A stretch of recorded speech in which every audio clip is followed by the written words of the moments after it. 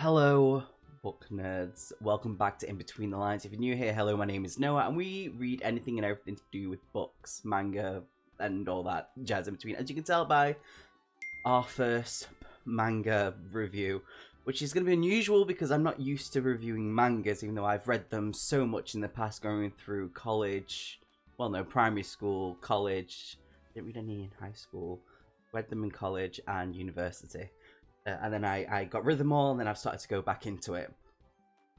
But yes, we are doing Pokemon. I'm very excited about this because as a 90s kid, I grew up with Pokemon. Pokemon, just thrusted into, the forefront of everything when we were kids, and it just expanded from there. When I was little, before Game Boy, I don't know why I'm doing this.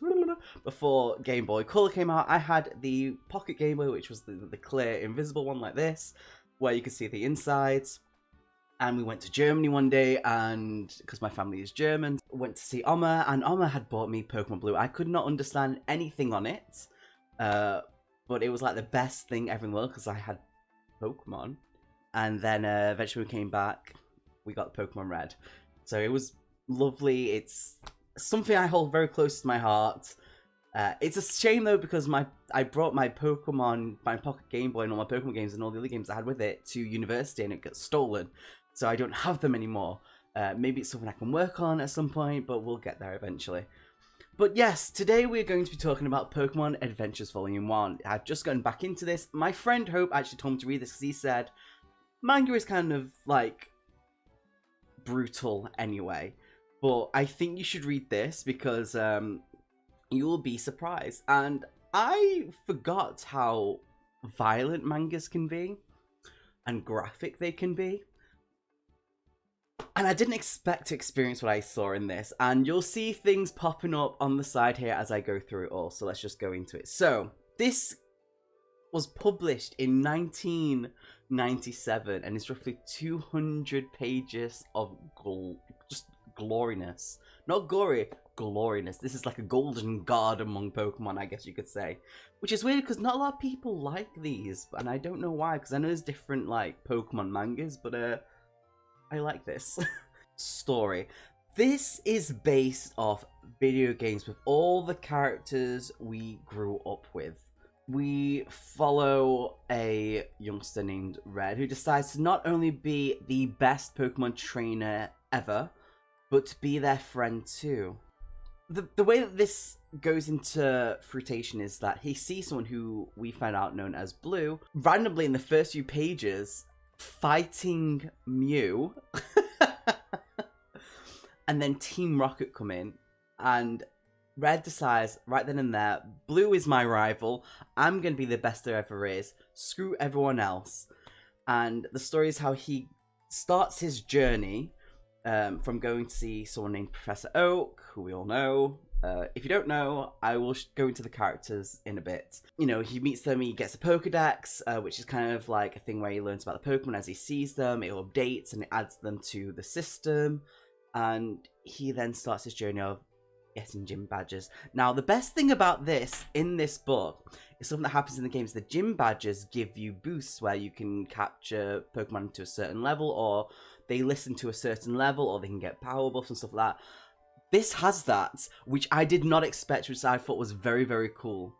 Now, by the end of this, by the first volume, is that it basically tells you right at the end that obviously his name's Red.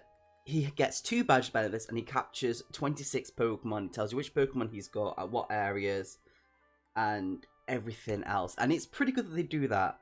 Another thing that I actually really, really liked about this is that when it came to the Pokedex entries, it was very much like the old Game Boy Pokedex files that would flash up when you caught up new Pokemon like this. It's exactly like this. That is it, basically. And I thought that was very cool. It's pretty much for nostalgia here, which was lovely. Plot-wise, it just dives straight in. As soon as it starts, it's Red showing some kids how to capture a Pokemon, and he kind of goes on a little bit of a wander, and that's when he sees Blue having a battle with Mew, and then Blue actually recalls his Pokemon, and Red loses his mind because he doesn't understand why this person has not captured this Pokemon and all that jazz, and it goes into how they became rivals at that point. And it's fantastic. It's basically hits the ground running, and it's pretty much constant from there on. And I absolutely freaking love that. Now, character-wise, we're going to go into this. So we have Red, who we all know, he is stubborn, hard-headed. It takes a moment for things to kind of hit him, where he kind of realizes what he needs to do or what he's done wrong, which, you know, fair dues. We have Blue, who is the rival, who we can all see there. He is and will always be a prick. And one of the main reasons why is because he nearly killed, in this volume alone, he nearly killed a baby Pokemon, basically. Because the mother had it in a pouch, and he didn't realize, and he was just hitting and hitting and hitting, and she wasn't fighting back until Red realized what was going on. And he nearly, if his attacks would have hit that pouch, that baby would have been gone. So it was like oh, this is quite serious moment. So yeah, Blue is a dick. We also know Blue as, in the games, as Gary. But I always named him Failure. So there we go.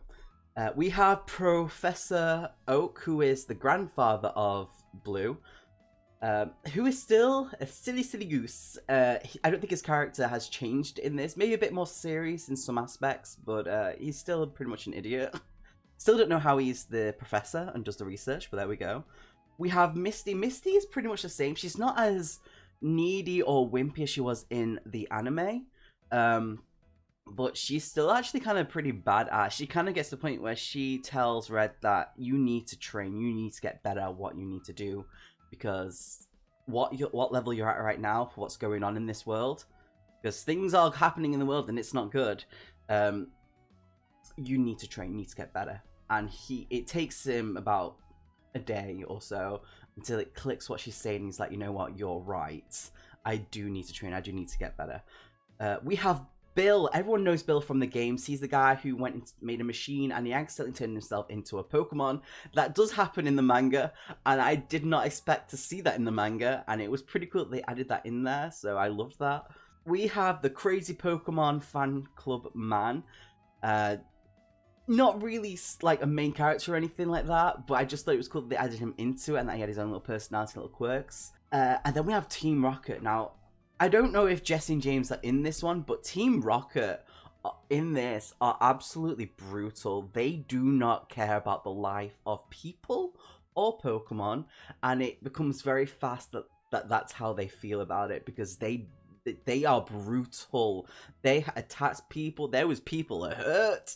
There were Pokemon hurt, and there is a scene where they leave some of their Pokemon to get killed, and I was like, oh damn, this is not the anime that I grew up watching. This is quite serious. World building, I'm going to put a little map here. So, world building, Pokemon has been around for many, many years. Obviously, 1996 when the manga started coming out, but it was before then. I believe it was out before then anyway, by a good few years. So yeah, there's been world building going on for many, many years. So there's quite a lot to go through, but we're going to go just through what we've seen in the manga. So Pallet Town, we all know Pallet Town from the games, because that's where we start in the original games when they first came out. In the anime, Ash Ketchum, who is based off Red very lightly. Pallet Town is a small little place located somewhere southwest in the Kanto region. Oh, and I'm just most of us who grew up this know it as not only the player where we start, the starting town, and obviously where Ash starts, but it's also where Professor Oak is and where Blue resides as well. Well, Blue was away, but he came back. But yeah, this is the little town that we start off in. Re-readability, absolutely. I will be reading these over and over again, and I'm pretty sure my nephews would actually like to read these.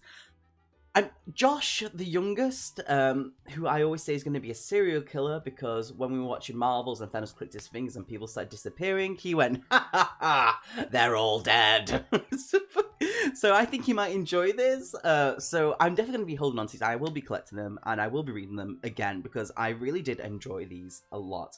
Fun factor, there's so much fun factor. Like, look at this. In the first few pages, you don't see these sort of things in the anime or in the games or anything like that. Professor Oak gets pooped on by a Pidgey. Pooped on by a Pidgey. I don't know why that really tickled me. The fights are brutal. We see Red, I don't know if you want to say accidentally, he blows up an Onyx. Like, Onyx, his parts, they detach. He breaks up. That's Brock's Pokemon, by the way. He was doing a gym match. Brock's Onyx just parts come flying off. I don't think he survived that. I don't know if that's a thing. We see Arbok get mutilated. Arbok gets mutilated.